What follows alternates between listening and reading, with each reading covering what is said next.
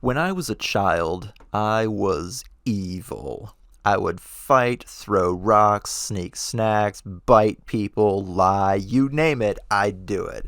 I came from a household where you could get a belt to your butt for merely telling a lie, and I was out to make other people miserable too.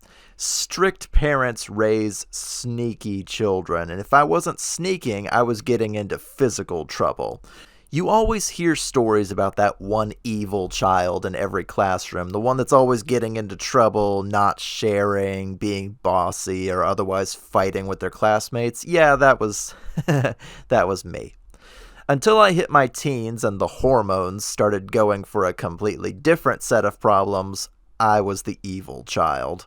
Then, in sixth grade, the unstoppable force met the immovable object, and that's the topic for today's story. Her name was Miss Shive, and she was a math teacher. Even her name sounded kind of severe, Miss Shive. She'd heard of me, no doubt, and on the first day she put me in the front row center desk so she could keep a very close eye on me.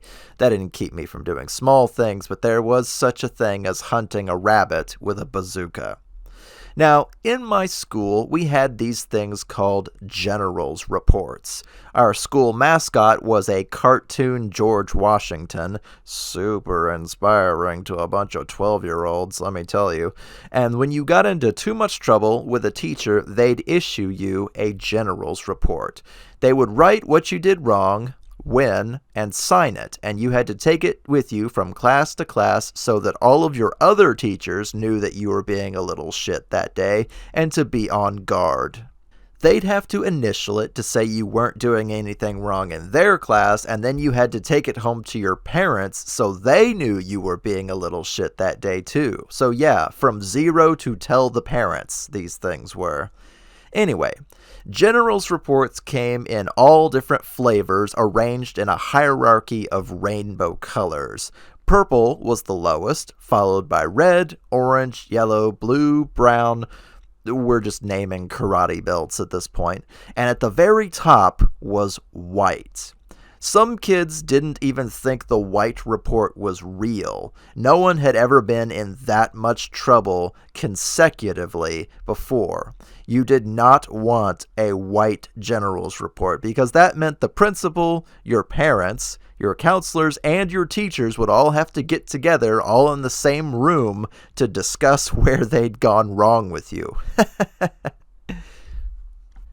Now, being the little hellion that I was already seeing the school counselor on a daily basis. I'd been kicked out of 2 different daycares, and I had a very short temper because I'd been taught by my father's belt that the only way to be in charge of others was with pain. Pain and aggression. Now, not the best lesson to learn when you're a kid, trust me, it doesn't translate to the real world. When I wasn't fighting with people I thought were bullying me or throwing down with one kid that loved to push my buttons, I was struggling pretty hard in math class. Now, Miss Shive, of course, exacerbated this. I was an unstoppable rule breaker that carved a path with my teeth and my fists to get my way, from kindergarten all the way up to Miss Shive in the 6th grade. Now, Miss Shive, as I said, was the immovable object and would not take my shit. Front desk, center column, hands flat on the desk, or God help you. You poor dumb bitch. I got a white general's report within the first month of being in her class. Now, I'm not saying I didn't do things in her class, but it got to the point that even my peers could sort of see that she was out to get me. Nothing I did, nothing, warranted all of those general's reports. Forget your homework? General's report. Out in the bathroom too long? General's report. Chewing gum? General's report. Those reports were meant for things like fighting, or leaving the building, or spray painting the walls. You know, extreme things. Not everyday 12-year-old bullshit that you would see in a classroom every day. None of my classmates got any for similar offenses, and it forged an enormous hatred for her in my heart.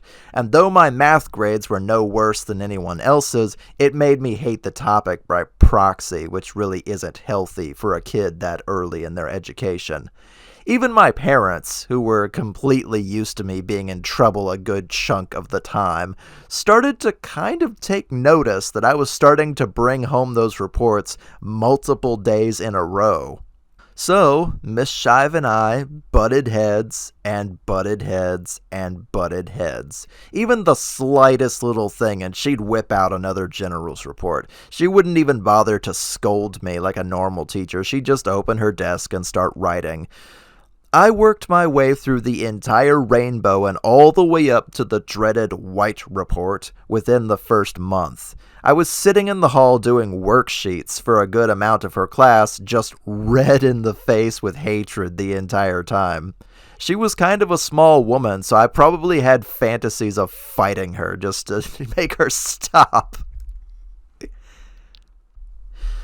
In 7th grade, the next year, puberty hit me like a train, and suddenly I calmed down. Whatever imbalance was making me into a little rage child just kind of disappeared. I wasn't getting into trouble anymore. My go-to response was not to dive at you and jab you with a pencil, and all the rage just sort of seemed to filter out. I honestly can't tell you what happened. I wasn't put on any medications or anything. It wasn't like that. But I was much calmer by the time I'd hit my teens. But years later, well beyond my school years, I came across something sad, though, just browsing through old newspaper articles and stuff about my local area just on a random chance. Miss Shive was acting out just as badly as I was. Apparently, the summer before I was in her class, she lost her children in a car accident, and she was badly grieving, but chose to continue as a teacher right away anyway. I was serving as a focal point for her loss and her grief, and she took it out on me. Serving as a grown woman's lightning rod was not fun, but a decade or so later, it kinda made sense. I was out to wreck everything in my path and get my way, and she was out to clean her claws on any child that she could justify in her grief.